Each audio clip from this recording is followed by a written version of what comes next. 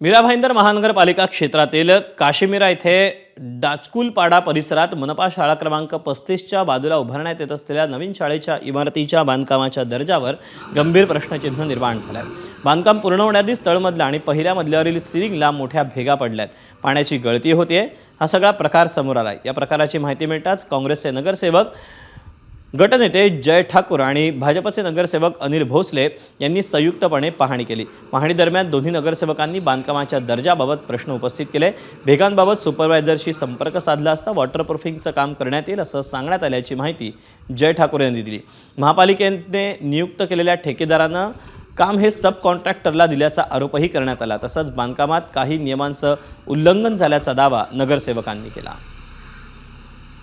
इतने बड़े बड़े विकास का दावा करते हो तो गरीब बच्चे जहां पढ़ने जाएंगे उस स्कूल का जब टेंडर निकालते हो तो सिर्फ कमीशन पर ही ध्यान मत दो। वहां जो काम चल रहा है उसके ऊपर आके भी कभी ध्यान दीजिए, क्योंकि छोटे छोटे बच्चे, गरीब बच्चे, उनकी भी एक जिंदगी है, उनको भी शिक्षा का अधिकार है। महापालिकेला या परिसरामध्ये जेवढे कामं चालू आहेत, खास करून बांधकाम विभागाला माझी विनंती आहे, कारण ज्या ज्या ठिकाणी कामं चालू आहेत आपले इंजिनियर महापालिकेचे पाठवून त्या ठिकाणी काम व्यवस्थित चालू आहे की नाही, व्यवस्थित म्हणजे जे आपली जी क्वांटिटी हवी आहे, जे वर्क ऑर्डर आहे, वर्क ऑर्डरपर्यंत काम चालू आहे की नाही चालू आहे याची महापालिकेने शहानिशा करावी।